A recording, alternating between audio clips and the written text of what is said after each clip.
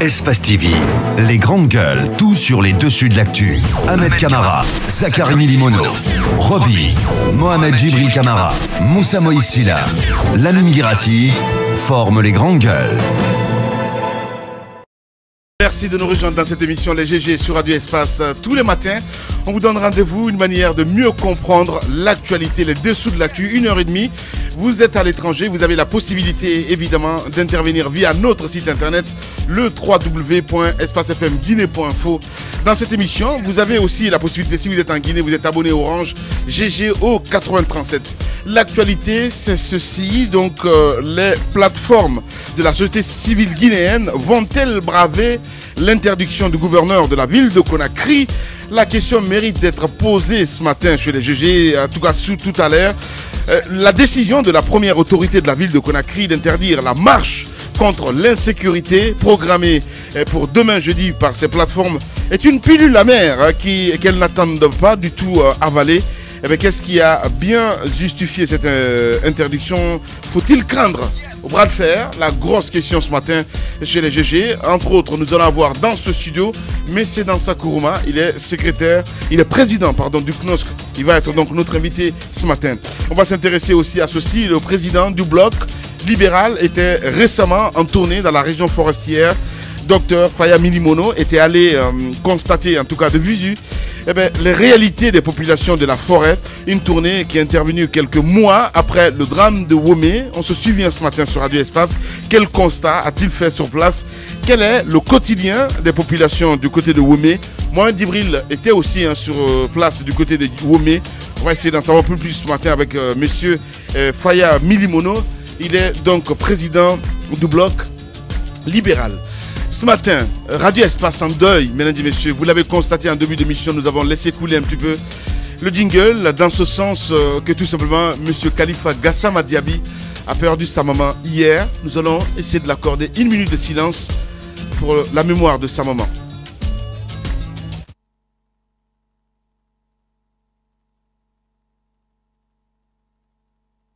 Les grandes gueules. Tout sur les dessous de l'actu. Ici, l'actu rime avec liberté de ton sur Radio Espace. Voilà, jusqu'à 10h30, mesdames et messieurs, si vous êtes prêts, nous ici, il n'y a pas de problème, on ne prend pas de gants. Bonjour Tamba. Bonjour Lamine. Bonjour Moussa Moïsila. Bonjour. Monsieur Roby, bonjour. Bonjour. Voilà, bonjour à vous Djibril. Bonjour Lamine. Bonjour mon cher Abaka Diallo. Bonjour. Allez, le micro n'est pas activé. Bonjour Lamine, bonjour à tous. Voilà. Allez, on va y aller. Avant de partir... Roby a un souci avec... voilà. Normalement, je ne devrais pas avoir de souci parce que pourquoi le gouverneur prend-il une décision d'interdire une marche de la société civile qui s'érige contre l'insécurité pour des raisons, soi-disant, le programme 60 jours, zéro Ebola? Je me dis, il y a un manque de responsabilité énorme dans cette décision quand on sait qu'on laisse des partis politiques faire des meetings. On va en parler. Roby, quand on laisse des partis politiques. On va en parler dans un instant. Dans ça, sera dans ce studio. Calme-toi. C'est important de commencer. C'est important de commencer par ça. Dans ça, sera dans ce studio dans un instant. Dans ça, elle sera dans son élément. Mais nous, ici, on est en colère parce que le rôle du gouverneur, c'est quoi? Le rôle du gouverneur, ce n'est pas d'embêter les gens. Il devrait plutôt se soucier des sécurités des citoyens de Conakry, puisqu'il est le premier responsable de la ville de Conakry. Ce qui se passe à Conakry nous intéresse. Ce qui se passe à Conakry, lui, il intéresse. Bien sûr qu'il est dans son 4x4 avec un garde du corps derrière. Il est en sécurité, c'est bien. Mais nous, pauvres citoyens, qui n'avons pas de gars armés de Kalachnikov derrière nous, on est soucieux de notre situation. Et lui, qu'est-ce qu'il fait? C'est de prendre une décision de dire on interdit la marche. Attendez, la marche n'est pas politique. La marche, elle est citoyenne. On doit laisser les gens marcher pour crier leur ras-le-bol face à ce qui se passe dans la rue. Voilà ce que je voudrais dire. Bientôt, qu'il arrête un Roby, Sarah Koulemou va avoir un parti, le parti des fous. Hein, voilà, il faut le dire. Bien sûr. Il n'y a pas de problème. Allez, le parti des fous qui dit la vérité. Les robistes à l'honneur ce matin. Allez, Abaka, on s'intéresse à cette actualité. Hein. Hier, on apprenait sur mosaïqueguinée.com l'assassinat de Madame Boiro. Junior, enfin acheminé vers Conakry, Abaka Diallo. Les grandes gueules. C'est un vrai James Bond qui est rentré à Conakry. Bien cortégé. Oui, bien sûr. Je pense que Moussa Moïse aussi a dû certainement suivre cet acheminement qui était assez rocambolesque. Et donc, enfin, Junior est arrivé à Conakry. Il s'ajoute aux autres locataires de la maison centrale de Conakry. Donc il y séjourne depuis hier. Il y a été conduit par donc le ministre de la Sécurité et de la Protection civile en personne. Donc il a été acheminé sur Conakry par vol spécial. Ahmed Camara avait annoncé les couleurs ici. C'est pour vous dire combien de fois ce monsieur n'est pas n'importe qui. Ce monsieur est quand même l'un des cerveaux de la criminalité transfrontalière, des assassinats. Il est considéré comme l'un des cerveaux des assassinats, mais aussi des braquages de véhicules qui ont circulé entre la Guinée, la Sierra Leone et le Libéria. Donc, c'est pas.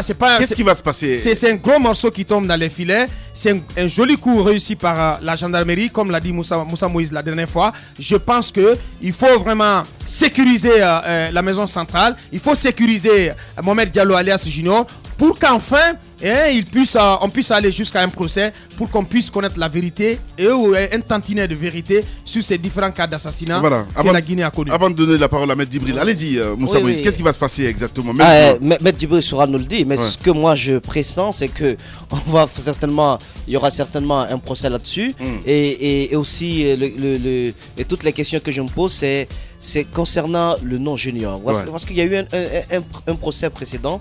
On a entendu parler de Soukart. Soukart qui n'est pas n'importe qui était connu de tous. Soukart, ce grand bandit, parce qu'il a été condamné en fin de compte. Il avait parlé d'un certain Junior en parlant de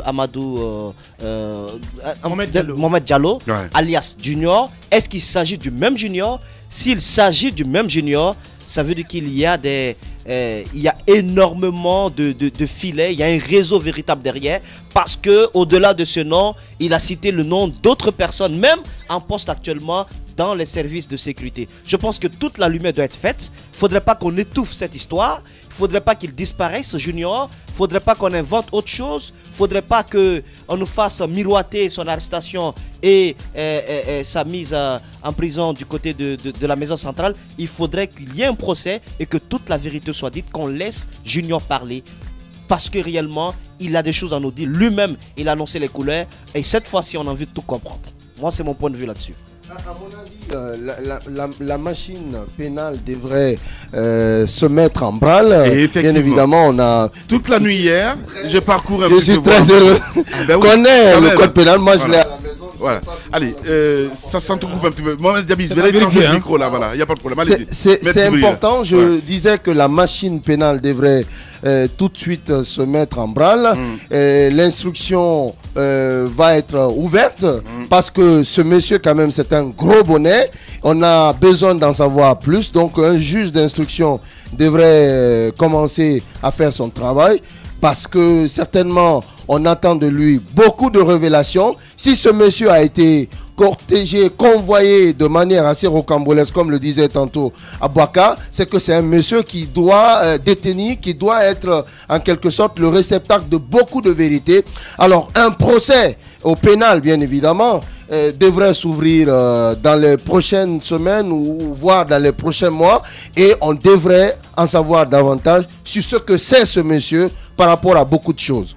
Allez-y, Roby. Ce que je veux dire, c'est que ce transfèrement n'est pas rocambolesque, vu la dangerosité de l'homme. Vous-même, vous le citez. Sa supposée dangerosité. C'est pas une supposée dangerosité. C'est une supposée, c'est pas prouvé encore. C'est parce qu'il est dangereux qu'il a été transporté par vol spécial jusqu'ici, sécurisé. Ce qu'il faut dire, c'est quoi? C'est que autant Junior doit passer devant nos juridictions, autant Junior doit avoir la latitude de parler, autant tout ce qu'il va dire doit être pris en compte, et autant la gendarmerie et les services de police doivent tenir compte de son discours pour mener des enquêtes, et en même temps autant les personnes qui seront citées là, quel que soit leur rang, qu'ils soient dans l'armée ou qu'ils soient dans le civil ou qu'ils soient dans l'État, que ces personnes-là aussi soient arrêtées et que ces personnes comparaissent devant la justice, parce qu'il est temps de faire la lumière sur tout ce qui s'est passé dans ce pays-là. Et je pense que si Moussa Moïse va plus loin en parlant de Souka, je pense que si Junior parle, nous allons remonter le temps. Voilà, et code dit le code pénal. Je me permets de citer l'article 286 du code pénal de la République de Guinée qui dit tout coupable d'assassinat, de parricide ou d'empoisonnement sera puni de mort. Voilà. Alors, justement, parce que la peine de mort il est mieux placé pour vous expliciter tout cela. Allez-y. C'est important. Vous savez, il faut faire la différence entre un meurtre et un assassinat. Parce que l'assassinat est prémédité et vous le savez, l'assassinat est passible de la peine capitale. L'article 14 du Code pénal est clair. Tout condamné à mort sera fusillé. Même si depuis quelque temps, bien évidemment, on assiste à un moratoire en ce qui concerne, bien évidemment, l'application de cette peine capitale. On parle d'assassinat. C'est donc si Monsieur Souka est reconnu coupable, je dis si, Junior, je dis si parce que c'est quelqu'un qui bénéficie de ce qu'on appelle la présomption d'innocence et c'est pourquoi effectivement on dit qu'il est l'un des cerveaux présumés de l'assassinat de Madame Boiro. Donc il risque gros, s'il est reconnu coupable de cet assassinat, eh bien il encourt forcément la peine capitale. Allez-y, Tamba. Moi, mon espoir, mon seul espoir, c'est de voir que ce procès, s'il a lieu, puisse permettre de faire la lumière sur tout le réseau auquel participent ces bandits, ces grands bandits dont nous parlons. Bien. Mais c'est là la grosse inquiétude. Est-ce que un tel procès va nous être offert en République de Guinée à cause de tout le danger qu'il y a après, à cause de tout ce que ça traîne? Des questions restent avec la justice. Voilà, des questions restent avec la justice. J'ai bien aimé l'intervention de Manu Doré dans l'émission Club de l'actu et Abakar Diallo parce que beaucoup de boulot, en tout cas du côté du ministère de la Justice, parce qu'il ne faut pas toucher, si vous voulez, en fait, la surface, mais plutôt, il faut aller en profondeur. Le fond, c'est très important. Bravo donc au ministre de la Justice. Elle était d'ailleurs très à l'aise sur ces questions de sécurité. Franchement. Et c'était étonnant, c'était impressionnant. Voilà. Donc, si vous voulez revoir l'émission, ça va se passer dans l'après-midi encore avec Abakar Diallo. On y va avec la pêche. Moussa Moïsila, inspecteur Colombo avec ses dossiers, vous le voyez, hein, voilà, ici, dans ce studio, dossier machine à glace, Moussa Moïse. Tout à fait. De nouveau. Des machines qui fabriquent des glaces et des chambres froides également à 2 sociétés de la place, Guinée Business Service, GBS et également Moria Pêche. Là, tu rigoles. Non, c'est la vérité. Vous savez, écoutez, non, mais attendez, vous rigolez là. Le document là, c'est si, 2 sociétés de pêche qui existent Guinée encore. Business Service. Oui, Guinée Business Service. C'est la société du fils du ministre de la Pêche. L'ancien ministre de la Pêche. C'est bien cela, oui, l'ancien ministre, ouais. Tata Vieux. Mais on ne parle pas de l'ancien ministre, évidemment. On parle de la société. Ouais. Je me réfère. Bien évidemment que GBS, ça touche forcément à l'ancien ministre de la Pêche. Mais ce qui doit nous intéresser, c'est comment ces montants et ces contrats ont été gérés. Je pense que c'est ça l'essentiel. Maintenant, l'inspection, ce que je tiens là, c'est quand même le résultat d'une inspection qui a été menée par le ministère de la Pêche, mais également le ministère des Finances.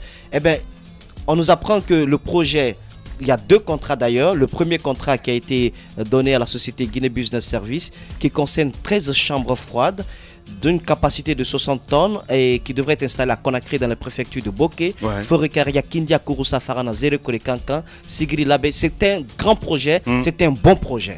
Mais qu'est-ce qui se passe? C'est que ce projet est financé exclusivement sur le budget national de développement.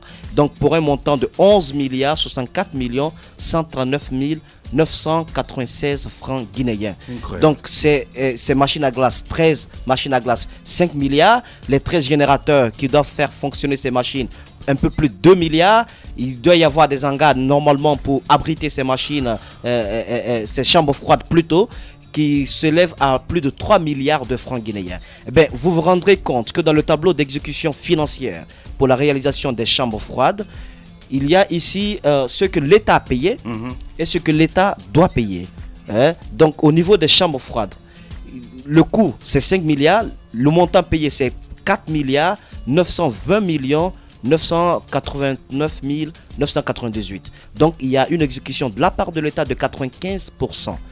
Du financement. Il ne reste à payer au niveau des chambres froides que 377 millions de francs guinéens.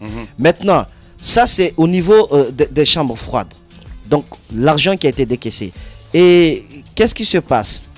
Il se passe que les 13 chambres froides, normalement qui doivent être installées au niveau de ces points dont j'ai parlé, dans ces différentes préfectures, ces 13 chambres froides, on ne les voit nulle part.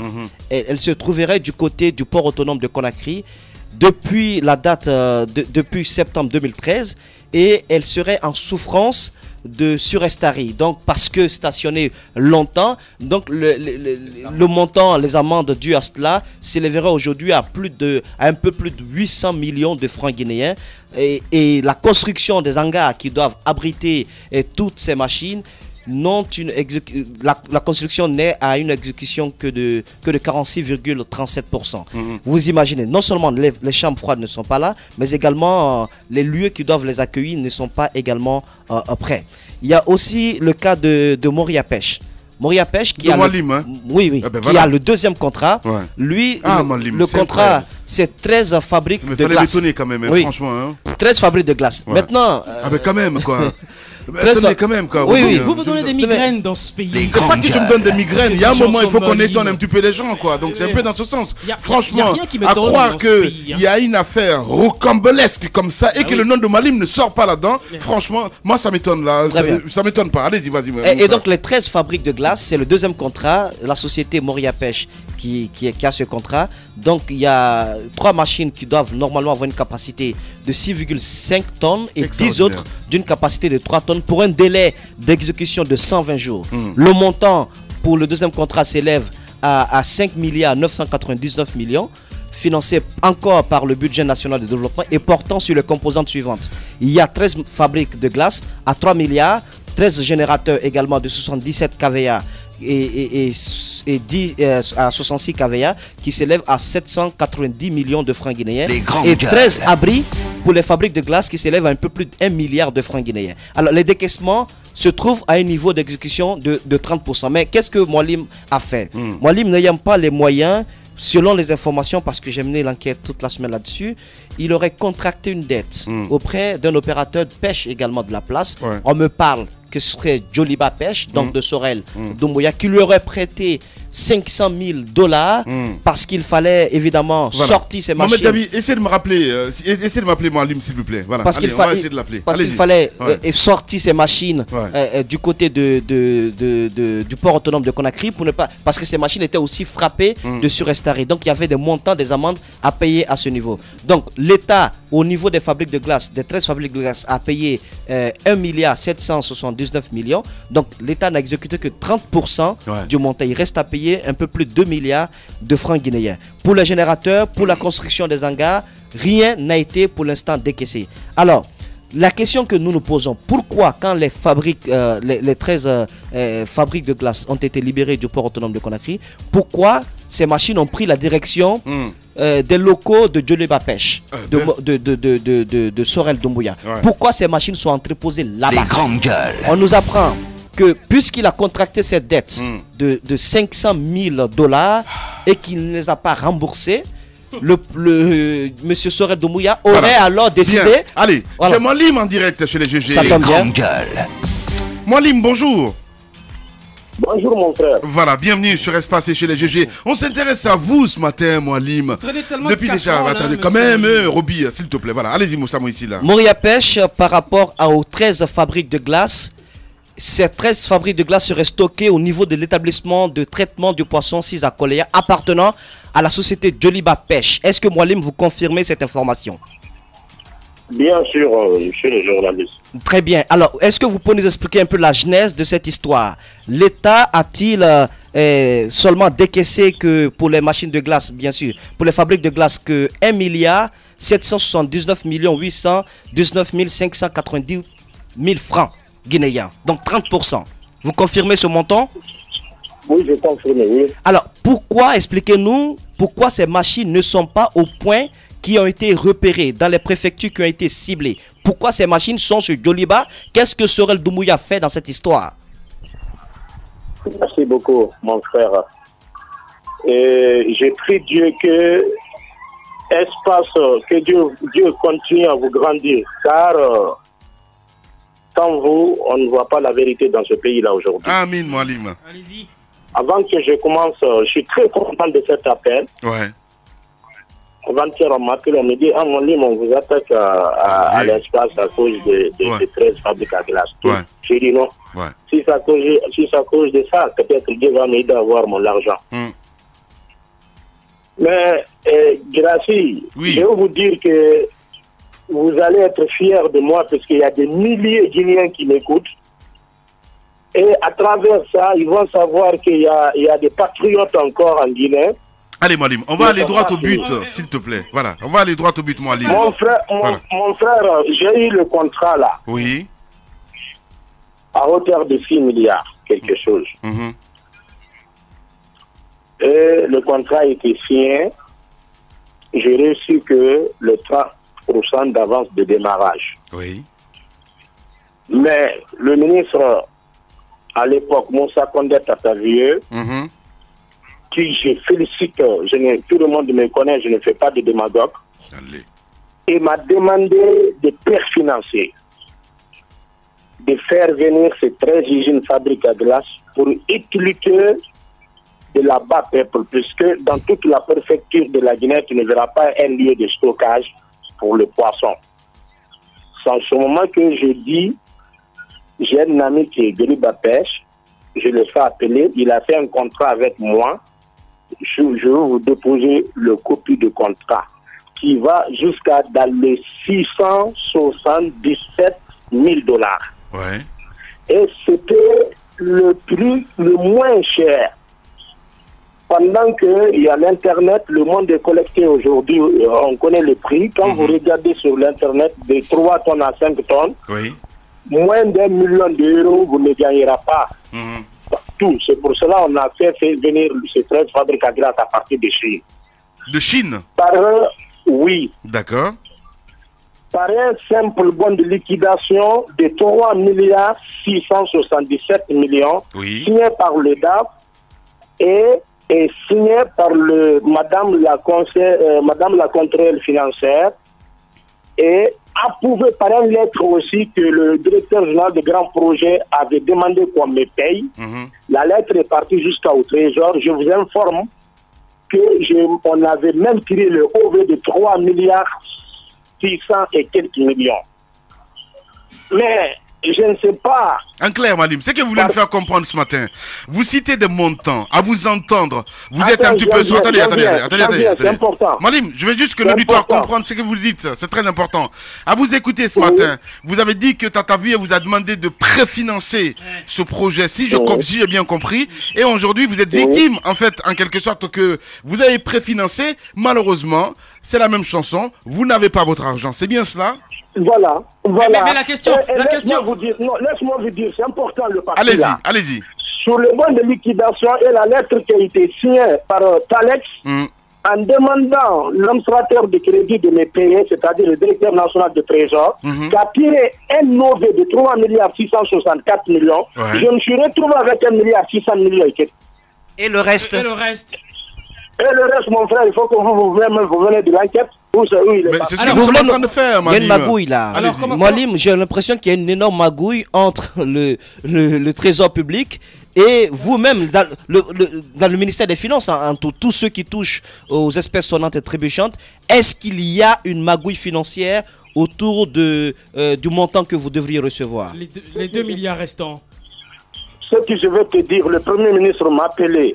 Il a appelé le nouveau ministre de la Pêche, il a appelé le ministre du Budget. En me criant que le 3 milliards 664 millions était annulé, d'accepter de prendre 1 milliard 664 millions. C'est ce que j'ai reçu, mon frère. Mais attendez, Moualim, attendez quand même. Attendez, vous n'allez pas nous faire avaler ça, Moualim, quand même. Vous n'êtes pas un marchand, à ce que je sache. Non, mais c'est trop facile, monsieur Moualim, de dire qu'on vous a appelé pour dire que les 3 milliards étaient annulés, que vous devez recevoir, d'accepter que les 3 milliards soient annulés, que vous prenez 1 milliard et vous avez finalement accepté. Mais la question de Moussa Moïse est... Non, mais attendez, calmez-vous. La question de Moussa Moïse est très précise. Comment se fait-il que ces machines se retrouvent chez Djoliba? Mais tant que moi, le machine, c'est grâce à Djoliba qu'on a fait venir par ces Chinois, par un contrat, soi-disant que dès que les machines viennent en Guinée, on va leur payer l'argent. On m'a demandé de les envoyer le preuve que l'argent va être payé. Je les ai envoyé le bon de liquidation de 3 milliards 664 millions. À travers ça, j'ai envoyé les machines. Alors, comment je peux leur payer le 3 milliards 664 millions restant, alors que dans le contrat, il faut que pour la fabrique, pour la commande, on me le paie 30%, c'est quelque chose de 200 000 dollars. Pour la livraison, pour l'embarquement, 200 000 dollars. Arrivé à Conakry, 275 000 dollars, comme ça, 100%. Mais jusqu'à présent, au jour d'aujourd'hui, je vous informe. Les gens n'ont pas reçu leur moitié de l'argent. Attends, j'en viens. Allez-y. Le 3 milliards 664 millions qui étaient déclarés au niveau du Trésor, le OV a été tiré. Quand je dis OV, l'ordre de virement a été tiré. On m'appelle, on me dit que ça là c'est annulé, puisque l'année passée, prendre le 1 milliard 664 millions là, on va te payer le 2 milliards et quelques qui reste. Tant que je n'ai pas ça, moi je ne livre pas ces machines-là. Pourquoi? Puisque déjà, je n'ai plus confiance. Alors Molim, après que les OV soient tirés, est-ce que vous avez information que les 3 milliards ont été effectivement virés, même si vous en avez reçu que un? Mon souci aujourd'hui, moi, comment on voudrait que quand on dit OV, ça veut dire hors de virement. Oui, mais est-ce que l'argent a été viré? Non, moi je n'ai pas reçu les 3, mais moi les 3, ce qui était sur OV, je ne sais pas ce que j'ai reçu. Ce que j'ai reçu, c'est 1 milliard 600. Si tu veux, je te dépose le document. Voilà. Alors, Malim, ce qu'on va faire, on va essayer d'appeler aussi Thalès, parce que son nom revient à chaque fois là-dessus. Vous avez parlé du ministère des Finances. Moi, je vais bien croire à votre bonne foi ce matin, mon cher Malim. Mais qu'est-ce qu'on peut dire à la fin du compte? Quelque part, quand vous dites que vous avez été appelé par le Premier ministre et que derrière, on vous a demandé, comme si c'était en famille, oui, Malim, mais tu peux prendre 1 milliard 500 et comme ça, la vie est belle, quoi. Voilà. C'est l'endroit vraiment ça devient louche un petit peu, Malim. Pendant ce temps, les populations n'ont pas les fabriques à glace. Mais écoute, quand un Premier ministre t'appelle, il te rassure de prendre ça. Ce qui reste, ils vont te donner dans quelques mois. Eh bien, tu vas l'accepter.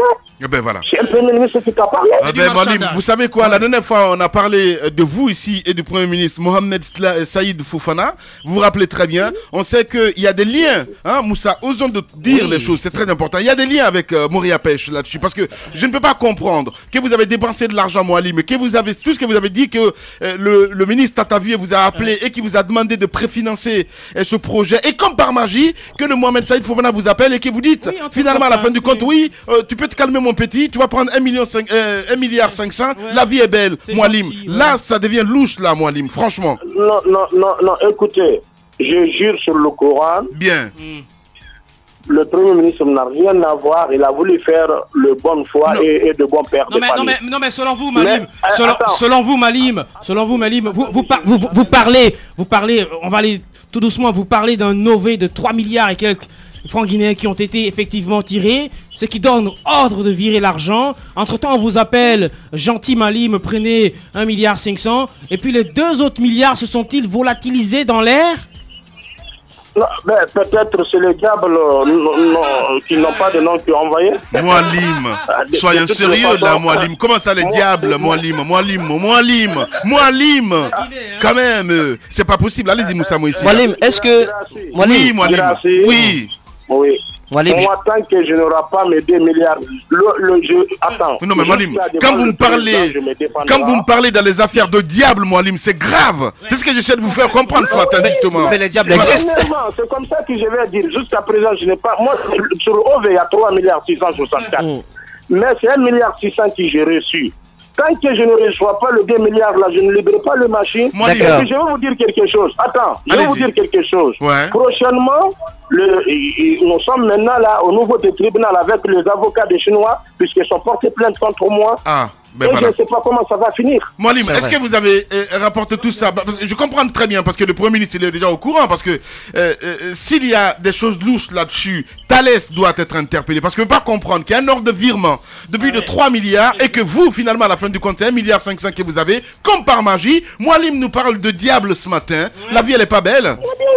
Eh bien, voilà. Allez, Mohalim, rapidement, je vais vous poser une question. Est-ce que vous êtes au courant qu'il y a un décret qui a été pris par, bien sûr, le chef de l'État portant exonération des droits de taxes à l'importation d'intrants de matériel à usage agricole de pêche? Est-ce que vous le saviez? Non. Est-ce que vous savez? Oui, c'est là que vous allez comprendre qu'il y a des mauvais Guinéens. Ah non, il y a On a payé plus de 600 millions de francs. Tu peux demander Joliba, on a des factures pour faire sortir ces machines-là qui m'emportent aujourd'hui jusqu'à la hauteur de 1 million de dollars. Quelque chose qui n'était pas prévu dans le contrat. Alors qu'il y a un décret qui a été signé par Lansana Conté. Ces gens ont caché salaire nouveau là-bas par la mauvaise foi. Ils ne nous ont pas montré ça. Bien. Quand nous on a sorti cette machine fabrique à glace avec Sorel, et c'est à la dernière minute que quelqu'un m'a dit qu'il ne cite pas son nom. Il dit écoute, les gens là ici au ministère de la Pêche, je ne sais pas, ils sont contre ta vie ou quoi, mais voilà, il y a un décret qui a été fait par Lansana Conté. Pour annuler ça, il faut un autre décret présidentiel. Pourquoi on ne t'a pas montré ça, Molim? Si on t'avait montré ça, tu ne payes pas 600 millions pour faire sortir cette fabrique à glace. Ça fait chier même quand je parle de ça. Waouh. Allez, dernière question, Roby, s'il te plaît. Je voudrais m'intéresser aux conditions de passation de ce marché, puisque vous l'avez eu certainement entre copains, ou alors est-ce que ça s'est passé dans les règles de l'art, puisque la procédure ici, tout est finalement... à l'écouter ce matin, il n'en est pour rien. Voilà, il n'en est pour rien du tout. Pardon, vous dites, est-ce que le marché, est-ce que vous l'avez obtenu dans les règles de l'art? Il y a un appel d'offres qui a été lancé. Il y a des cahiers de charges qu'on donnait jusqu'à 1 500 000 euros. J'étais la seule personne qui s'est limitée vers 1 million de dollars. Voilà. Et moi, je vous donne l'attitude de fouiller dans les internets. Les fabriques à glace de 3 à 5 tonnes, une unité coûte combien? Aujourd'hui, ça coûte moins cher, c'est vers la France et l'Italie, c'est 90 000 euros. À l'heure actuelle que je vous parle. J'ai eu la chance d'envoyer 13 usines fabriques à glace. Jusqu'à présent, je n'ai pas eu mon argent. Et on me fait, je vois un OV de 3 milliards 600 et quelques. Je vois 1 milliard 500 et quelques dans mon compte. Et vous croyez que moi, je vais libérer ces fabriques à glace, donc je vais pas le reste de mon argent? Si le gars l'a pris, les 2 milliards et quelques, il n'a qu'à les retourner. Voilà. Cacophonie au sommet de l'État, c'est très grave. Merci beaucoup Mohalim en tout cas d'avoir accepté notre invitation ce matin. On va revenir sur ce dossier. Merci que vous grandir, que vous continuez à gérer la Guinée. Et je crois qu'avec vous, il y aura un peu des imbéciles qui vont mettre l'eau dans leur vin. Inch'Allah Mohalim. Allez, à très bientôt Mohalim. Sois courage. Au revoir. Politiciens véreux, fonctionnaires corrompus, promoteurs immobiliers voyous, justice passive. La Guinée devient-elle mafieuse? Les grandes gueules d'Adafo Média ne lavent pas plus blanc, mais vous permettent de défendre votre pays en vous informant. Avec les grandes gueules d'Adafo Média, dénoncez les turpitudes, nous garantissons le secret des sources. Envoyez vos documents à espacefmguinée.info, rubrique Contact. Les grandes gueules d'Adafo Média, ou le socle de la liberté d'expression en Guinée. On va revenir dans un instant, très nombreux ce matin à réagir, évidemment à nous envoyer des SMS GGO 8037, je sais, Tamba vous avez des choses à dire, il n'y a aucun problème là-dessus. Pourquoi pas demain, on va revenir longuement sur ce dossier en ce qui concerne Mohalim, c'était pas prévu, franchement, je donnais la parole à Moussa Moïse pour défricher la suite, et après derrière on a appelé Mohalim. On marque une pause et on revient, c'est pour 5 minutes, toute l'équipe de GG. Les grandes gueules. Tout sur les dessous de l'actu. Ici, l'actu rime avec liberté de ton sur Radio Espace. Vous le voyez déjà à l'écran, il est encore en vie. Il s'appelle Dansa Kourouma. Il est le président du CNOSC. Dieu merci, en tout cas ça fait plaisir de le voir dans ce studio. On le rappelle, l'actualité évidemment, les plateformes de la société civile guinéenne vont-elles braver l'interdiction du tout-puissant gouverneur de la ville de Conakry? La question mérite d'être posée ce matin. On lui donne la parole, il est là. Dansa Kourouma, bonjour. Bonjour. Voilà, bienvenue dans cette émission. Merci. Allez-y Moussa Moïse, Abaka Diallo. Alors, dans ce roman, on a appris que vous vouliez vous insurger contre l'insécurité grandissante à Conakry, mais aussi à l'intérieur du pays. Votre marche était prévue pour le jeudi, mais on apprend à la dernière minute que le gouvernorat a interdit la marche. Expliquez-nous les dessous. C'est une très belle occasion qui nous est offerte aujourd'hui. Parce que je crois que la société civile guinéenne doit se réveiller et trouver son automatisme et sa capacité d'anticipation. Parce que ce qui est en train d'arriver à notre pays, c'est une menace sérieuse contre l'existence de notre pays. Et quand on marche contre l'insécurité, le gouverneur de la ville de Conakry doit être devant cette marche. Parce que lui-même, il n'est pas en sécurité. Alors, si il y a des tentatives d'interdiction de cette marche... Tentatives? Non, je dis des tentatives. Écoutez, parce que le document que nous avons reçu n'interdit pas la manifestation. met un peu de bémol par rapport à l'occupation de la voie publique. Alors, nous avons la possibilité encore de discuter avec l'autorité. Nous n'avons pas une marche qui est orientée contre le pouvoir public. Qu'est dit le document? Quelles sont les raisons? Quelles sont les raisons évoquées? Les raisons sont très superflues. On parle en raison du calendrier chargé du Premier ministre qui est très occupé sur Ebola, zéro Ebola dans 60 jours. Et son calendrier ne lui permettrait pas de recevoir la délégation de la société civile. Deuxième raison évoquée, et dans ce contexte, ils ne vont pas autoriser une manifestation qui aura pour conséquence l'occupation de la voie publique. Mais ils demandent à la société civile d'initier d'autres actions qui n'auront pas d'effet, n'est-ce pas, sur le trouble, qui ne va pas troubler l'ordre public. Ouais. C'est une déclaration très politique, qu'à cela nous tienne. Nous, notre raison d'être, c'est le dialogue. Mais le niveau actuel de l'insécurité, si un Guinéen n'est pas conscient de cela, c'est qu'il n'est pas à terre, sur terre. Vous devez dire les choses telles qu'elles sont. On vous demande d'initier d'autres actions, ce qui exclut la première que vous aviez initiée, la marche. S'il vous plaît. Quelle va être votre démarche Tamba, ensuite? je vous rappelle le contenu de la lettre qui nous a été adressée par la délégation spéciale de Kaloum. Je ne suis pas en train de dire la position de la société civile. Alors, quelle est la corrélation entre le calendrier chargé du Premier ministre et votre manifestation? Quelle est la corrélation? Parce que l'aboutissement de la marche, c'est à la primature, pour la remise d'un mémorandum au Premier ministre. Est-ce que c'est symbolique ça? Vous devriez trouver autre chose quand même. Hein? Pourquoi le Premier ministre? S'il vous plaît. Oui. Le Premier ministre, il est le chef du gouvernement. Il a la responsabilité constitutionnelle d'appliquer les décisions de justice. Il coordonne l'action gouvernementale et dispose de l'administration. Voilà. Alors, donc c'est pas tomber ex nihilo. On essaie de respecter ce qui est prévu dans la Constitution. Ce qui est prévu nous ne sommes pas comme les partis politiques. Nous avons notre façon d'agir et considérez-nous comme des organisations de la société civile apolitiques sans but lucratif. Mais c'est bien. Seulement que si ça continue comme ça, pensez-vous qu'on va vous prendre au sérieux dans Sakuruma? Attendez, réveillez-vous un petit peu dans ça. Vous dites que vous allez voir le Premier ministre qui ne veut pas vous voir. Finalement, à la fin du compte, vous n'aurez que vos yeux pour pleurer, mon cher ami. Je parle un peu dans ce sens. Vous êtes de la société civile. Nous aussi, nous sommes de la société civile. On est apolitique. Écoutez, ce matin dans ça, moi, je suis très déçu parce que à dire que oui, il faut aller voir le Premier ministre parce qu'il est le chef du gouvernement ou je ne sais quoi encore. Si le Premier ministre ne veut pas, pourquoi vous n'allez pas faire une marche symbolique, même s'il ne faut pas donner un référendum? Je sais pas à quelqu'un. Monsieur Lamine, je crois que vous ne m'avez pas très bien compris ce matin. Je vous ai bien compris. Non, ça, vous ne m'avez pas compris. Ah, mais si vous dites que vous tenez tant à voir le je suis, s'il vous plaît, l'objet de la marche, c'est pour alerter l'opinion nationale sur la montée en puissance de l'insécurité dans notre pays. On a bien compris cela. Envoyer un signal fort, s'il vous plaît. C'est l'aboutissement de la marche. Bien. Nous avons un mode d'action très simple. On se mobilise au Palais du Peuple, on marche jusqu'à la primature.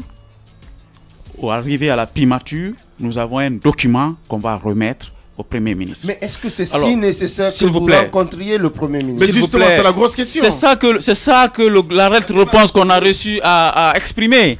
Nous avons notre schéma.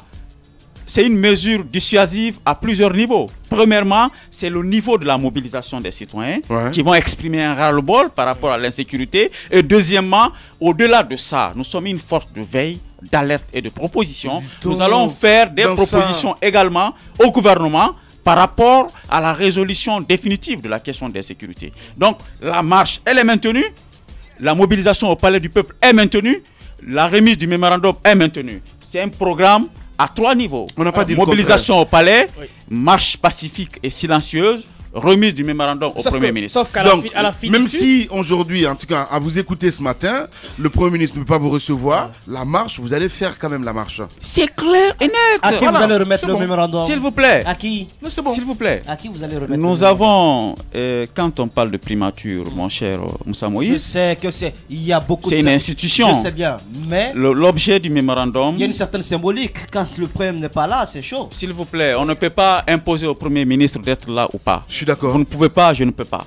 Mais la volonté qui nous anime, c'est une volonté de donner plus de légitimité à l'action publique qui va s'exercer pour régler la question des sécurités. Dans sa Kourouma. Donc la deuxième chose, à la tête de CNOSC, ça a suscité tellement d'espoir, mon cher, dans ça, vous n'allez pas croire.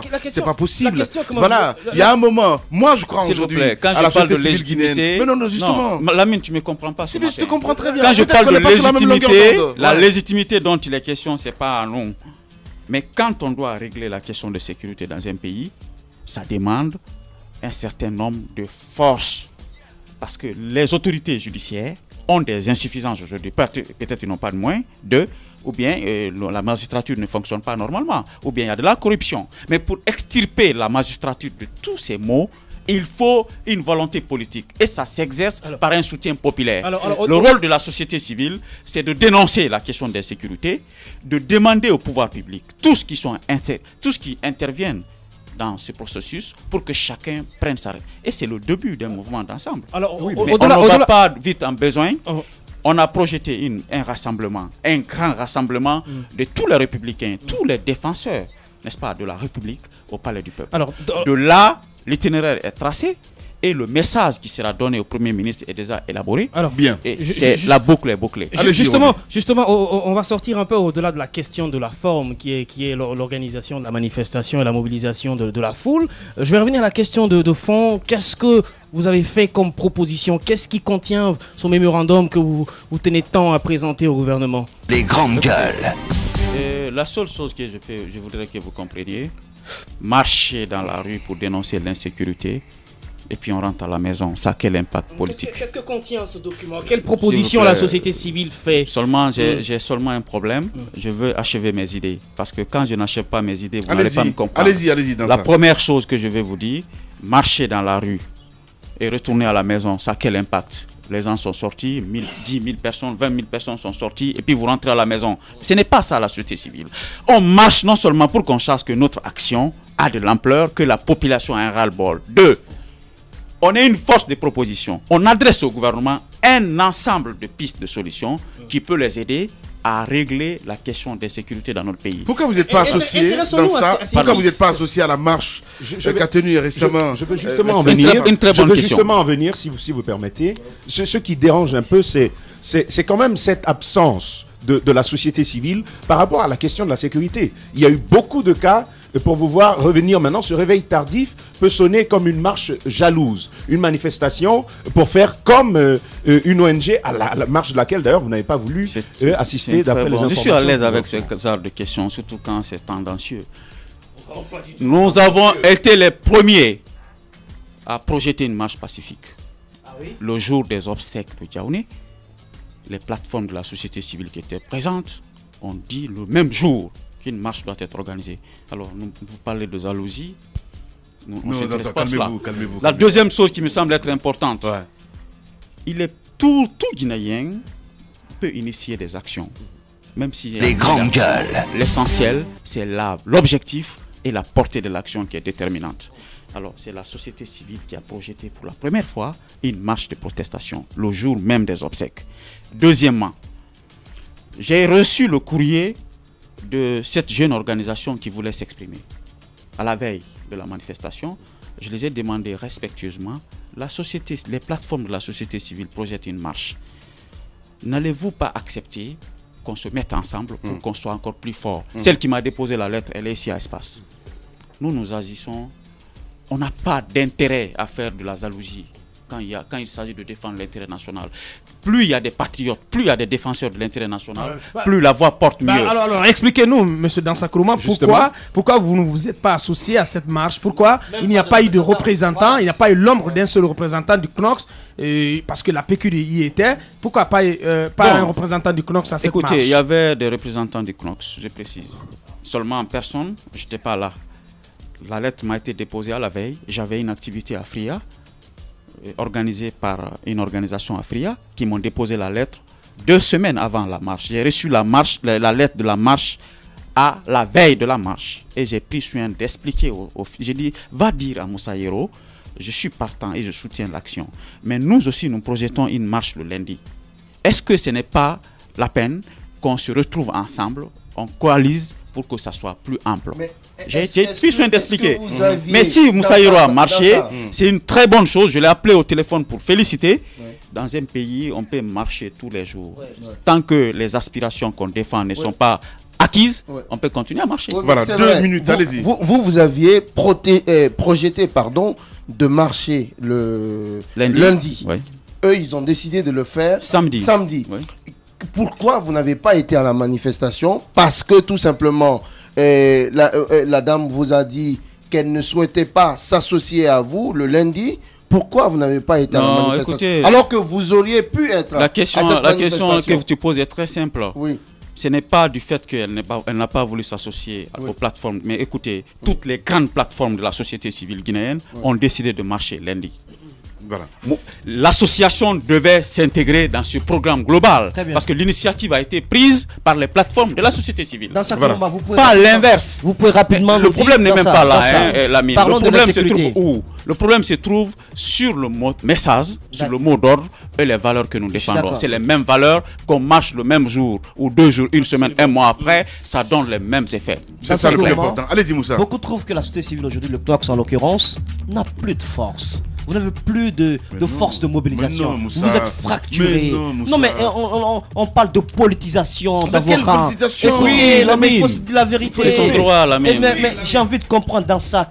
Ma bouche, c'est pas fait pour boire du café aussi. Mais vous en buvez quelquefois.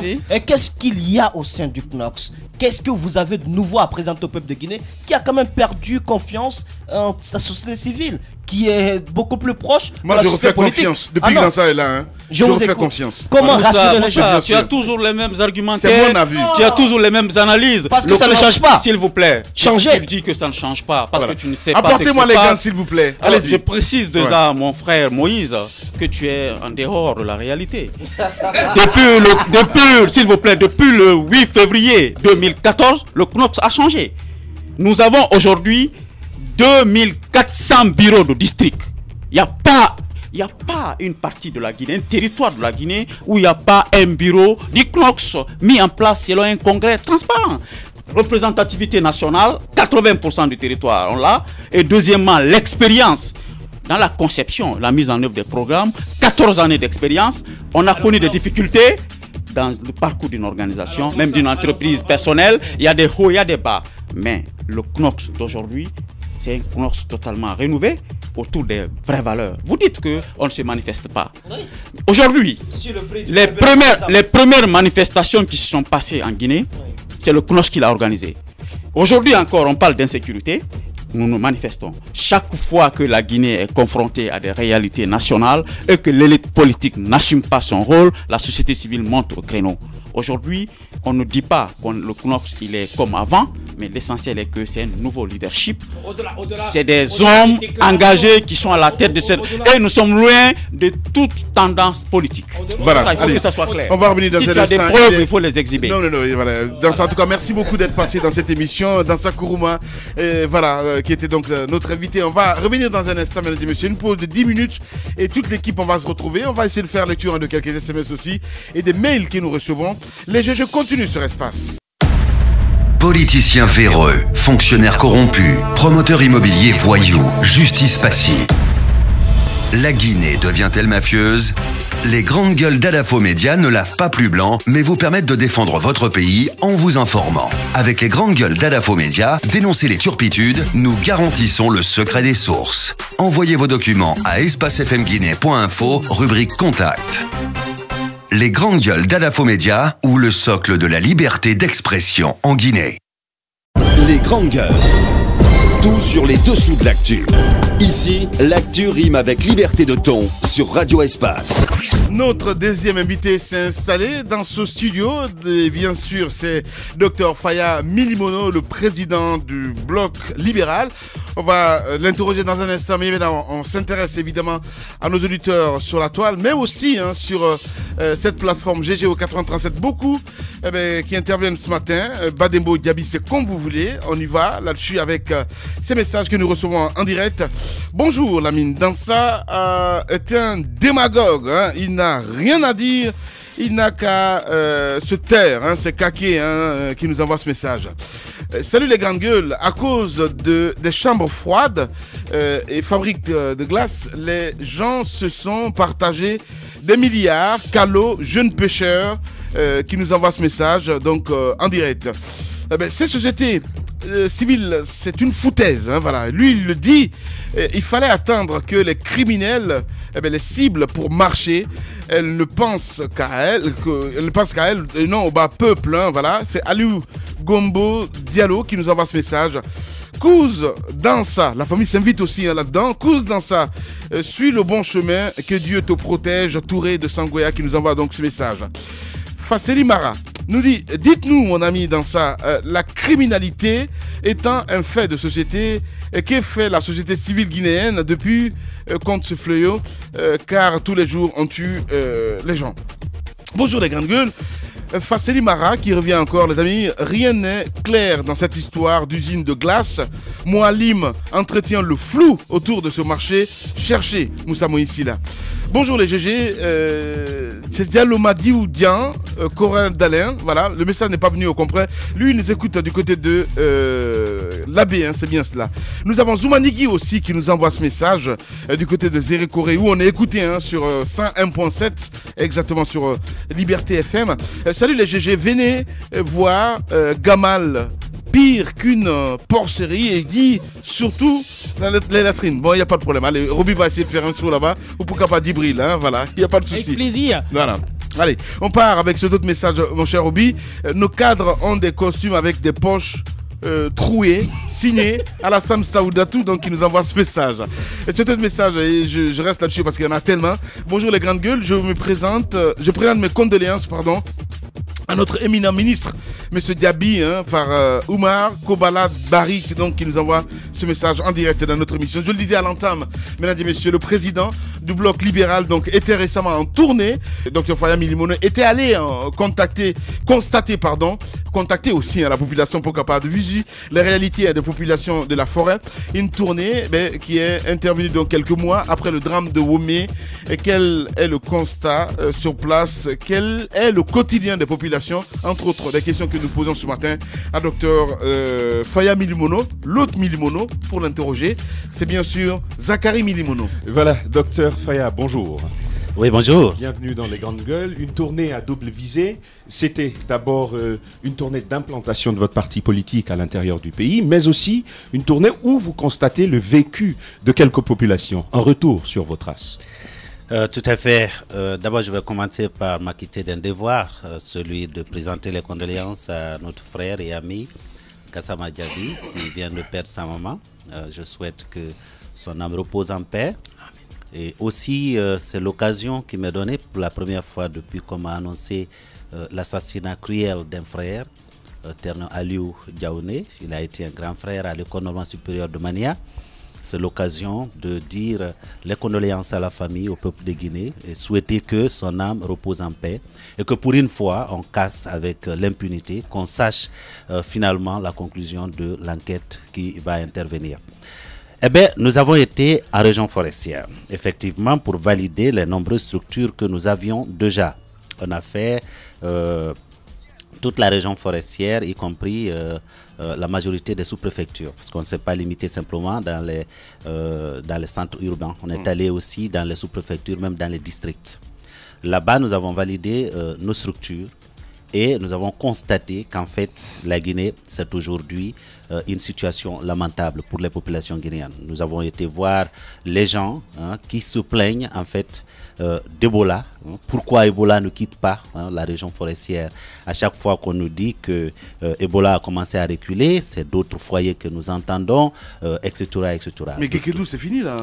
Oui. En fait, voilà. Il ne faut pas trop crier parce que on ne crie à pas, chaque fois que c'est la réalité, docteur. C'est vrai qu'il y a l'espoir qui revient à Guékédou, mais à chaque fois qu'on dit que Ebola est en train de finir, il y a d'autres foyers.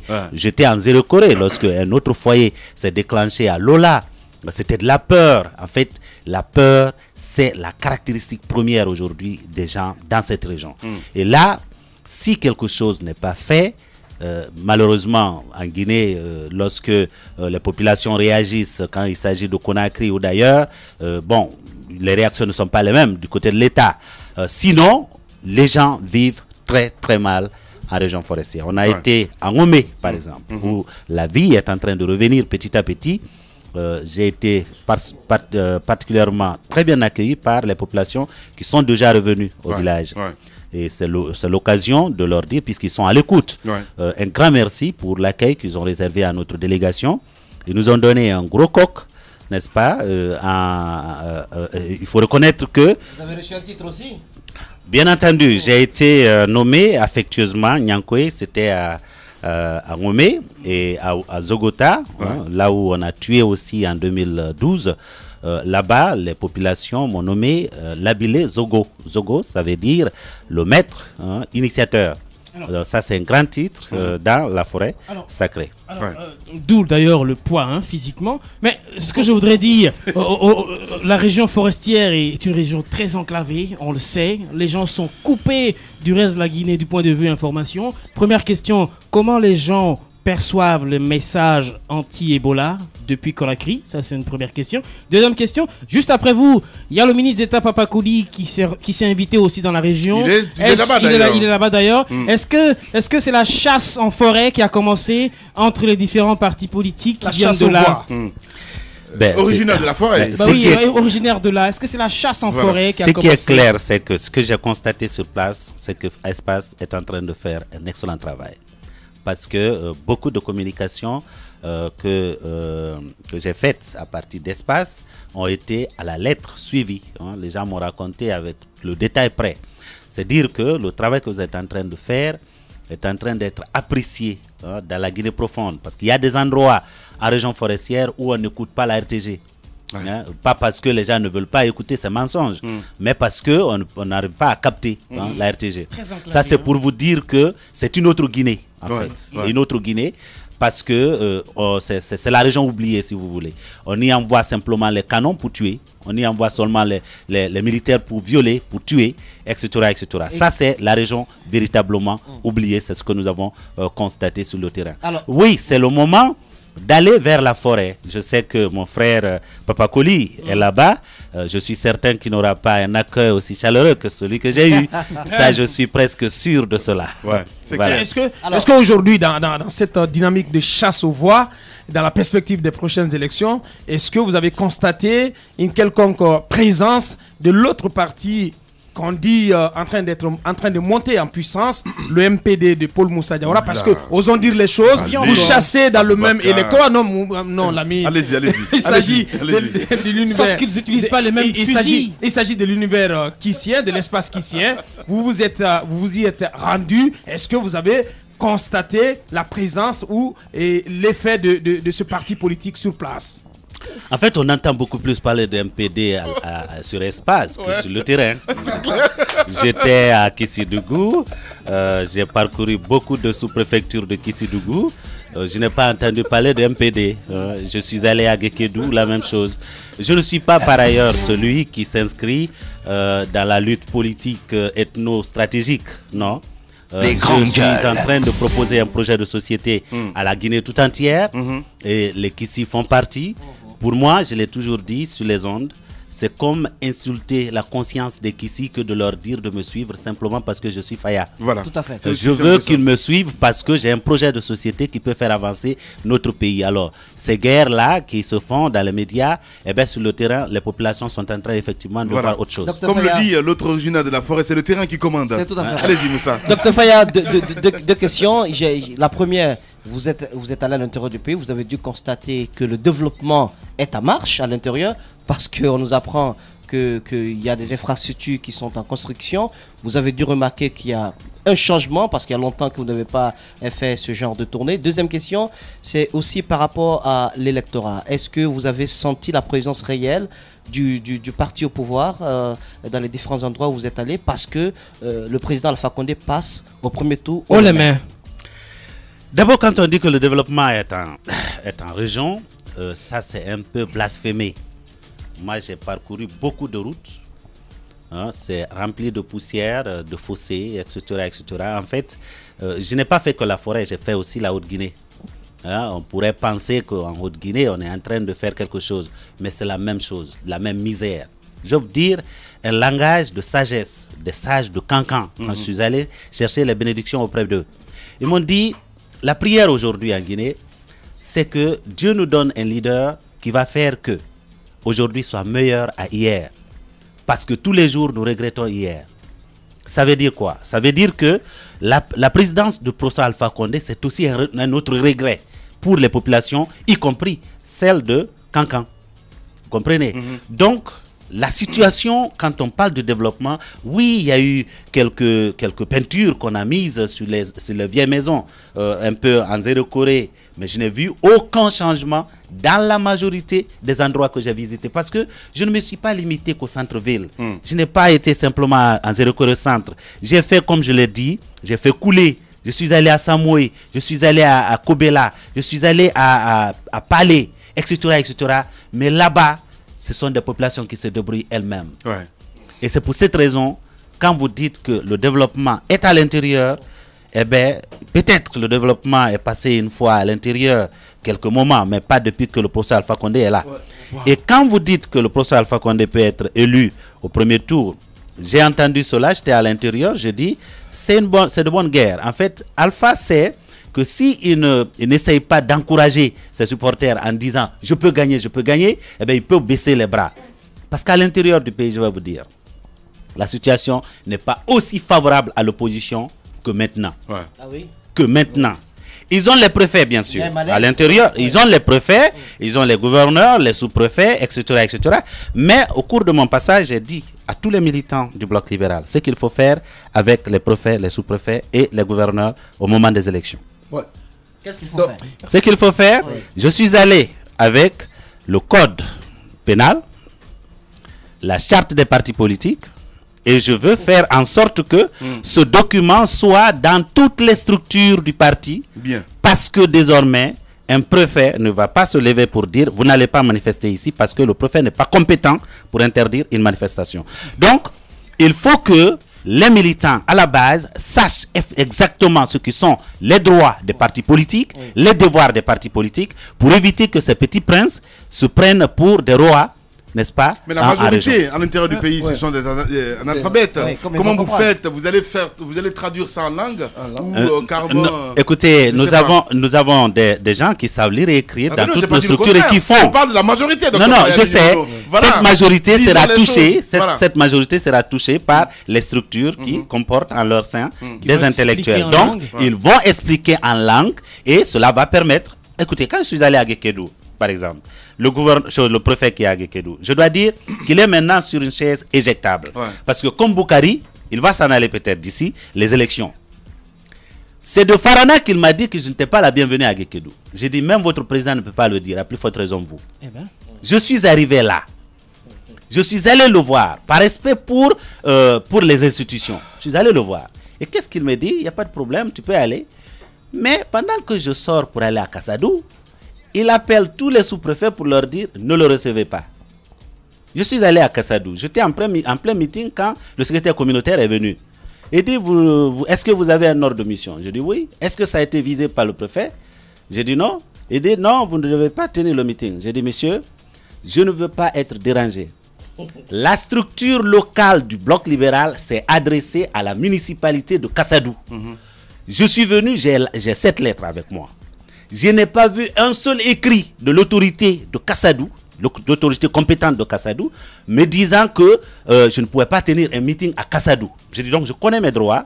Si vous voulez vous asseoir et écouter ce que j'ai à dire, vous pouvez le faire, mais ne me dérangez pas. Après, il est venu, il s'est accroupi un peu sur moi pour dire, faites comme si je ne vous ai pas vu. J'ai dit, ça c'est à vous de le dire.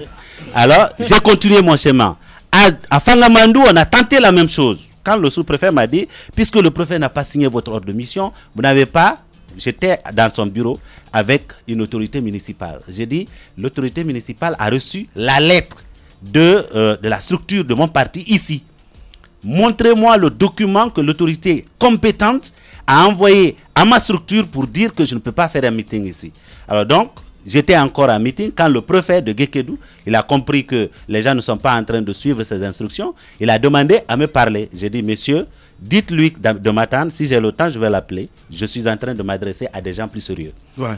Donc, c'est comme ça, en fait, que les préfets continuent à se comporter à l'intérieur. Et je l'ai dit haut et fort à Guékédou que Monsieur Keïta. J'aimerais bien, Dr Faya, qu'on revienne. Non, c'est bien de faire, si vous voulez, en tout cas, les récaps et tout ça en ce qui concerne sa tournée. Mais je m'intéresse à ce parti politique, le Bloc libéral. Quel est votre poids aujourd'hui sur le terrain? Je parle de l'électorat du pays parce que quand vous dites que vous êtes parti, je m'attendais à quoi exactement? Peut-être implanter des bureaux, mais pas pour rencontrer la population, parce qu'on sait très bien aujourd'hui que cette population est cosmopolite.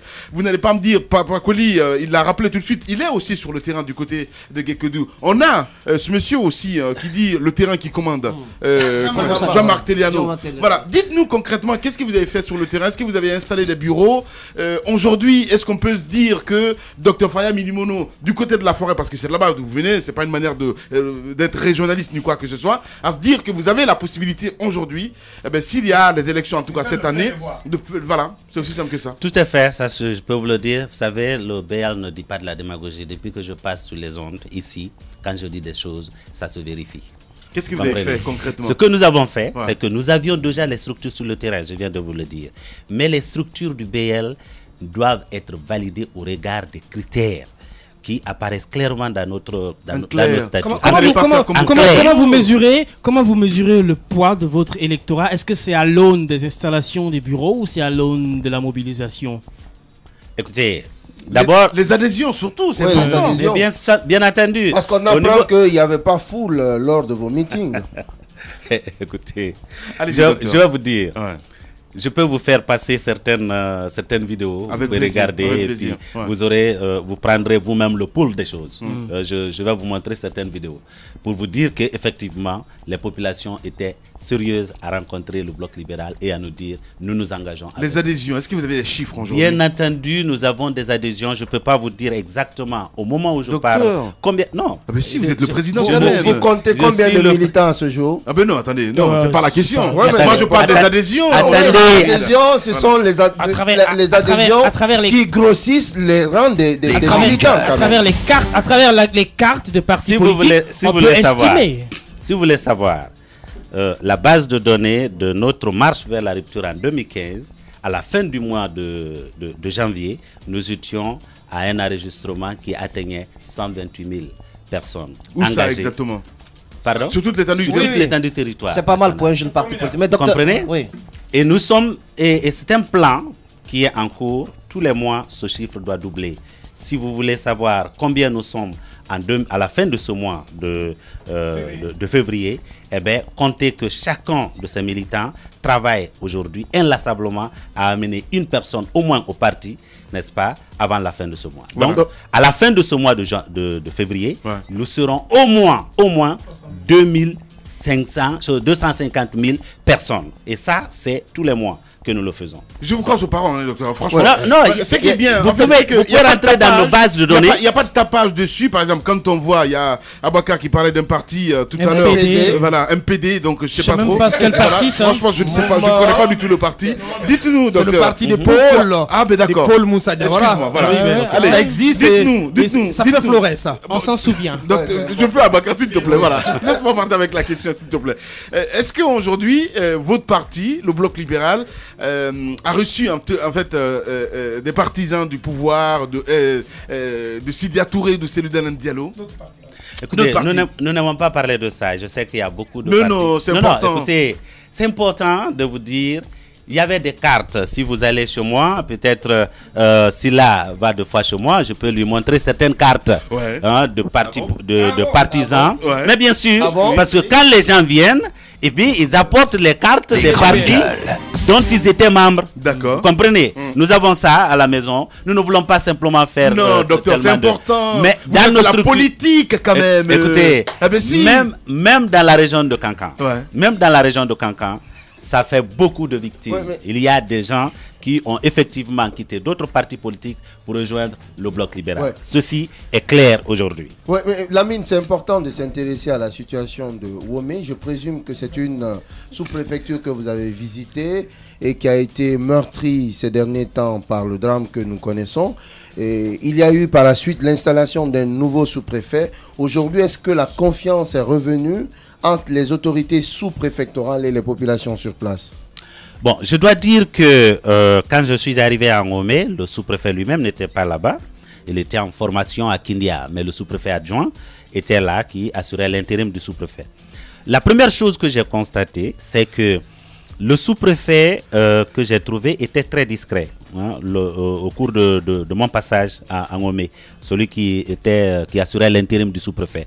Il était là au cours du meeting que j'ai tenu, n'est-ce pas, à Ngomé. Il a pris note par ailleurs de tout ce que je disais, mais il a ajouté quelques bénédictions. C'était une première, c'était une première, parce que pour avoir la confiance des populations de Ngomé, je crois que l'autorité administrative qui s'y est installée doit se comporter différemment que les autres, si ces autorités-là veulent avoir la confiance de ces populations-là. En tout cas, il était là, le sous-préfet, du début à la fin, et à un moment donné, la parole lui a été donnée, et il a béni, n'est-ce pas, pour le parti. Ça, je trouvais ça assez surréaliste pour un envoyé d'Alpha Condé. Voilà, allez, nous allons partir sur le terrain, parce qu'il sollicite évidemment d'intervenir dans notre émission ce matin. C'est bien sûr le patron de MPD. Les grandes gueules. Paul Moussa Diawara, bonjour. Bonjour, monsieur Lamine. Bonjour, tous les grands gueulards. Comment allez-vous? Voilà, ça va très bien. Allez, on s'intéresse à vous ce matin. Mais attendez, Djibril, s'il te plaît. Vous dites, Lamine Faya est de mauvaise foi. Que pense-t-il des démissions en cascade qui ont ébranlé le RDIG en faveur du MPD? Le MPD est un parti structuré qui dispose des sections fédérales à Conakry et à l'intérieur du pays. Franchement, c'est maintenant que je sais que vous avez un parti politique. Donc. Ah bon, merci d'avoir répondu, c'est clair. Alors écoutez, sérieusement, il faut qu'on soit sérieux. Allez-y. Voilà, il faut qu'on soit sérieux dans ce que nous faisons et ce que nous disons et qu'on soit responsable. Ouais. Faya, que je respecte beaucoup, on l'entend plus sur espace qu'on entend le MPD sur l'espace. Donc, s'il part de cette théorie, il est beaucoup plus, le BL est beaucoup plus sur l'espace que le MPD. Les grandes gueules. Moi, je pense qu'aujourd'hui, je suis un parti transversal, un parti qui n'est pas un parti qui est axé sur le repli identitaire, ethnique ou régionaliste. Le MPD est un parti national qui est composé en majorité des jeunes de notre pays, des jeunes qui ont confiance et foi au leader que je suis. Et c'est un parti qui n'est pas né de la dernière pluie, parce que le 19 mars, depuis le 19 mars 2009, le MPD a son agrément, et c'est pas le cas du BL. Donc je crois que on ne se lève pas le matin de bonheur comme la baguette magique pour aller installer des structures de parti. Eh bien, écoutez, il est parti en touriste à l'intérieur, il n'y a pas de problème, c'est son droit. Mais aujourd'hui, nous avons des assises populaires, nous avons des cadres qui ont démissionné et à l'UPG et au RDIG et même à Kindia où il avait certainement, il était passé 2 fois. Aujourd'hui, vous repartez à Kindia, envoyez votre équipe, faites vos enquêtes, on vous dira qui est le mieux implanté à Kindia par rapport à lui et moi. Alors moi, je ne rentre pas dans ces débats stériles qui n'ont aucun fondement. C'est pas sur la radio ici qu'on fait c'est le terrain qui commande, comme vous l'avez dit, monsieur. Alors c'est le terrain qui commande, c'est le terrain qui commande, Paul Moussa Diawara. La question est très simple. Faya a été capable de nous donner quelques chiffres. Vous, aujourd'hui, avec le MPD partant de la distribution des cartes de militants, etc., vous estimez votre électorat à combien? C'est à vérifier. Quelle preuve vous avez que c'est des chiffres réels? Oui, mais donnez-vous vos chiffres. Ne vous intéressez pas aux chiffres de Faya. Voilà. Donnez-vous Il n'est pas votre cible quand même ce matin, docteur Paul Moussa Diawara. Moi, je suis un homme logique et raisonnable. Écoutez, c'est que Je dis que quel est le politicien que vous voyez vous donner des chiffres au rabais pour vous dire que... Donnez-nous un chiffre, une estimation. Donnez-nous une estimation. Et de l'autre côté, j'ai posé cette question à Dr Faya Bilimono par rapport à votre force, à votre présence dans l'espace Kissier. Ce n'est pas du tout que je régionalise ou je communautarise le débat, mais c'est vraiment la configuration politique en Guinée. D'abord, l'ancrage politique, c'est au sein de la communauté. Est-ce que aujourd'hui, on peut dire aujourd'hui que le MPD est ce parti qui va faire le plein de voix de l'espace Kissi? Écoutez, merci de cette question qui est pertinente et qui colle à la réalité politique et démocratique de notre pays, mais aussi de l'Afrique, parce que je voulais aussi un peu vous dire qu'il y a ce qu'on appelle la démocratie des partis, qui est la caractéristique de la démocratie en Afrique subsaharienne et dans certains pays de l'Amérique latine, c'est-à-dire que l'ancrage se fait dans la région, dans la région, et ça se fait sur certaines considérations qui n'ont rien à voir avec l'objectivité des choses. Voilà. Ça c'est l'handicap de la démocratie des partis. En tout cas, la démocratie du public, c'est en Europe. Voilà. Où le citoyen n'est pas un citoyen, où le citoyen est militant, mais c'est pas un militant comme n'importe quel militant, c'est un client. Voilà. Il regarde, est-ce qu'il y a baisse des impôts, est-ce qu'il y aura la lutte contre le chômage, est-ce qu'il y a ceci, cela, la démocratie occidentale du public. Bien. Donc, je crois aujourd'hui que nous ne soyons pas exception à cette démocratie-là, des partis. Aujourd'hui, je puis vous dire que en ce qui concerne vraiment l'assise populaire au sein de la communauté, notamment de la Guinée, au sud du pays, le MPD est très bien implanté dans la région de Kishuru, de Farana. Farana n'est pas une région de la forêt, mais il y a une forte communauté qui est implantée là, mais aussi à Guéguédou, et donc ainsi qu'en Basse-Côte, comme vous avez dû constater à Dubreka, et lors de notre sortie, quand même à Dubreka, personne ne tient. Les faits sont là. Bien. Il ne s'agit pas de venir dire je reviens de l'intérieur des 100 et quelques mille personnes. Allez, on ne va pas personnaliser le débat quand même, Paul Moussa Diawara. Ben, de toute façon, ce qu'on va faire prochainement, c'est de vous inviter dans ce studio avec un autre leader. Face à face. On va essayer de le faire. Si vous êtes d'accord là-dessus, il n'y a aucun souci. Merci, monsieur Lamine. Vous pouvez nous inviter demain. Voilà. Demain, ben, si vous voulez, il n'y a pas de problème. On va faire 2 heures de temps d'antenne. Merci, monsieur Lamine, et merci à tous les grands gueulards. Je vous remercie. Politiciens véreux, fonctionnaires corrompus, promoteurs immobiliers voyous, justice passive. La Guinée devient-elle mafieuse? Les grandes gueules d'Adafo Média ne lavent pas plus blanc, mais vous permettent de défendre votre pays en vous informant. Avec les grandes gueules d'Adafo Média, dénoncez les turpitudes, nous garantissons le secret des sources. Envoyez vos documents à espacefmguinée.info, rubrique Contact. Les grandes gueules d'Adafo Média ou le socle de la liberté d'expression en Guinée. Voilà, les GG continuent chez vous, mesdames et messieurs. Dr Faya Milimono, notre invité ce matin. Beaucoup de messages à l'instant T.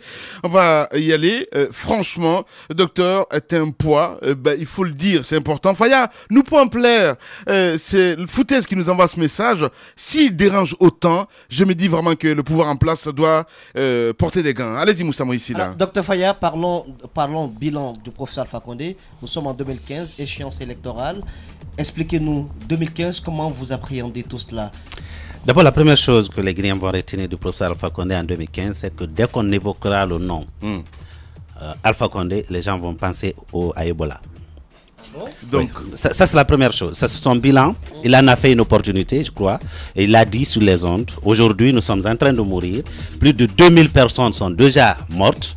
Eh bien, le professeur Alpha Condé continue à dire que c'est une opportunité. Donc, les Guinéens doivent savoir que en 2015, Alpha Condé, c'est égal Ebola. Donc, ça c'est... Vous avez vu la cité Diamant Plaza quand même, hein? C'est sorti de terre, c'est joli. Écoutez, il y a des immeubles qui poussent. Oui, on dirait que c'est l'Europe là. Les gens qui prennent des photos tout le temps. C'est quand même quelque chose.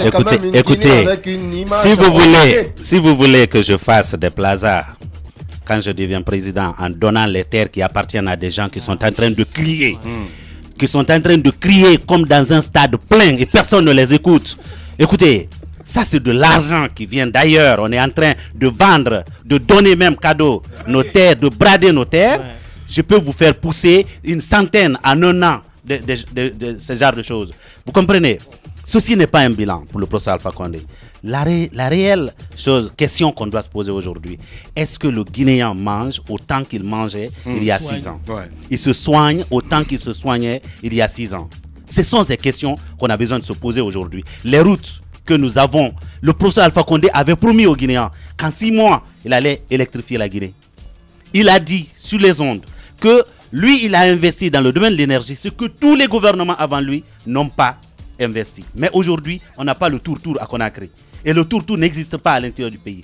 Le bilan du professeur, je vais vous dire, ceux qui savent mieux dire le bilan, ce sont des populations qui vivent tous les jours qui tirent le diable par la queue. Donc, les Guinéens, ils le sauront. Ebola, il ne s'en va pas parce que le professeur est là. Je crois que ceci est clair et les Guinéens vont se le rappeler. Alors, vous aspirez, Dr Faya, à être président de la République un jour. Bonne chance d'ailleurs. Cette année. Dernière question. Vous, président, beaucoup de scandales financiers en ce moment. Ce matin, on en parlait encore au ministère des Transports, à la pêche, etc., au ministère de l'Économie, à la Banque centrale. Vous, président, aujourd'hui, que feriez-vous? Écoutez, d'abord, si j'ai la confiance du peuple de Guinée, je ne vais pas recycler les prédateurs. Ça, c'est un. 2, parce que si on recycle les prédateurs... Attention, les paroles peuvent vous rattraper, Dr Faya. Non, mais écoutez, je vous dis effectivement, les gens, les Guinéens, nous nous connaissons parfaitement. Nous sommes peut-être 11 millions d'âmes dans un pays de 245 857 km². Je vais vous dire, le professeur Alpha Condé a fait pire que tout ce qu'il a passé sa vie à dénoncer. Vous comprenez? Les marchés de gré à gré, il en est devenu champion aujourd'hui. Les scandales, ça n'en finit pas. Les plus gros scandales qu'on a connus sous la présidence du professeur Alpha Condé, ça le concerne directement. Que feriez-vous, vous, président? Vous, à sa place? Moi, oui. à sa place, si je suis président, il y a de tels scandales. D'abord, il n'y aura aucun scandale lié à ma personne, comme c'est le cas du professeur Alpha Condé. Un seul scandale, le premier, je le matirai clairement pour que tout le monde prenne l'exemple. Vous voyez le Ghana. Le Ghana était pire que la Guinée il y a quelques années.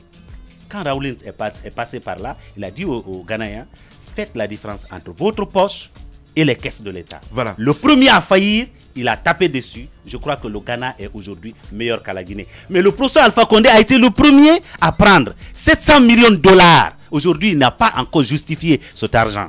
On en a pris même des millions de dollars. À Dakar, jusqu'à présent, son gouverneur n'a pas encore réussi à nous donner preuve à l'appui que cet argent est arrivé dans un compte qui peut servir la Guinée. Les scandales, c'est d'abord le professeur lui-même. Et donc, tous ceux qui sont en train de détourner dans son gouvernement prennent l'exemple directement sur lui. Bien. Voilà le problème qu'on a aujourd'hui en Guinée. Dr Faya Milimono, notre invité ce matin. Les grandes gueules, la minute, oui ou non? Un feu roulant de questions avec une seule réponse possible. Oui ou non? Langue de bois, s'abstenir.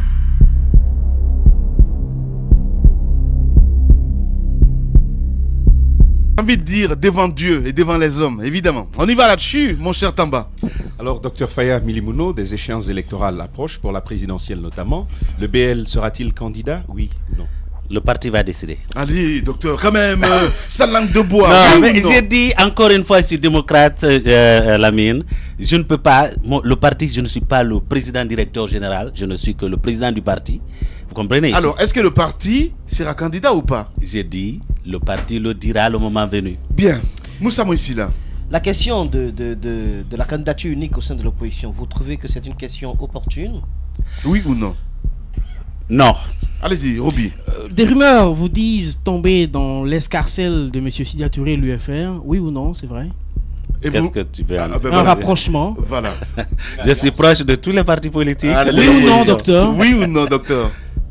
Écoutez, je suis proche de tous les partis politiques. Oui ou non, docteur? C'est-à-dire? Oui ou non, il y a un rapprochement entre le BL et l'UFR en vue? Ça peut arriver. Oui. Oui. J'ai dit ça peut arriver. Non. Pour l'instant, c'est pas dans le sens que vous voulez. Mais pour l'instant, ça peut arriver. Si vous voulez pas répondre, vous dites Joker et puis voilà. C'est le moment et le moment spécial. Oui, non, je vois. Où vous devez prendre le courage sur vous de répondre par oui ou non. Voilà. Oui ou non. Un rapprochement en vue entre le BL et l'UFR. Oui ou non? Pour l'instant, il n'y a aucun signal dans ce sens. Donc non. Donc non. Voilà. Pour l'instant, non. Mohamed Djibril, oui ou non, vous n'avez pas un positionnement politique clairement défini sur l'échiquier politique guinéen? Que je n'ai pas quoi? Un positionnement politique clairement défini sur le positionnement du PL est le plus clair de tous les positionnements de tous les partis politiques libéraux. Même le parti de Alpha Condé n'est pas aussi bien positionné que le BL. Allez-y, mon cher Abaka Diallo. Deux à la fois. Oui ou non, vous êtes revenu dans votre famille, c'est-à-dire l'opposition classique, l'opposition républicaine. Oui ou non, vous avez fait la paix avec Mohamed Lamine Kaba? Non, en fait, j'ai toujours été de l'opposition et j'ai continué avec l'opposition. En fait, le problème avec Lamine Kaba, s'il vous plaît, on est pris par le temps. Oui ou non, vous avez fumé le calumet de la paix, de la réconciliation avec Mohamed Lamine Kaba après le procès? Oui, quand il a reconnu qu'effectivement, il n'a dit que des mensonges sur moi, donc je lui ai pardonné. Oui. Voilà. Docteur Faya Milimono, notre invité ce matin, merci de nous regarder sur Espace TV du côté de la forêt. Vous êtes à Womé. Bienvenue. Voilà, docteur, vous avez plusieurs caméras dans ce studio. Cette caméra, vous allez essayer de la fixer, évidemment, vous adresser à ces millions de téléspectateurs et d'auditeurs à l'écoute de la radio et qui nous suivent aussi au niveau de la télé. Merci, chers compatriotes. Nous venons de nous séparer il n'y a pas longtemps. J'étais en forêt, j'étais en Haute-Guinée. Nous nous sommes dit des choses. Le pays est dans une difficulté réelle. Nous devons, n'est-ce pas, faire face à cette difficulté. Les Guinéens sont en train de mourir comme des mouches. Le président de la République est en train de se promener. Il est en train de dire qu'il a une opportunité, l'opportunité de voir des Guinéens mourir. Nous devons tous ensemble mettre fin à cette situation-là. Le bloc libéral est une alternative. Nous avons été vous le dire clairement. C'était l'occasion en Zéro Corée de présenter pour la première fois le projet de société du parti. Et nous avons également présenté une seconde fois à Cancan le projet de société. Vous savez maintenant qu'il y a une alternative avec laquelle il faut composer en 2015. Eh bien, le professeur Alpha Condé ne doit plus compter parmi les présidents de ce pays. Il doit commencer à plier bagage parce que ce pays-là veut arrêter l'hémorragie. On veut arrêter avec l'Ebola, on veut arrêter avec le chômage des jeunes, on veut arrêter avec la division qui gagne le terrain. Ce pays-là, il l'a trouvé uni, qui ne le laisse pas désuni. Le feu est partout aujourd'hui. Des foyers de tension partout. Heureusement que le bloc libéral a dans sa calebasse suffisamment d'eau pour éteindre les feux sur l'étendue du territoire national. Nous vous l'avons dit et c'est ce que nous allons continuer à faire. Je compte sur vous. Au nom du bloc libéral, en 2015, il faut compter avec nous. Merci bien. Merci beaucoup, Dr Faya Milimono, mesdames et messieurs. Pourquoi pas de débat face à face. On peut l'organiser aussi parce que nous sommes en année électorale. Grand merci à vous qui nous regardez du côté du Sénégal. On va se retrouver demain avec d'autres numéros. Passez une excellente soirée sur Espace TV. Au revoir.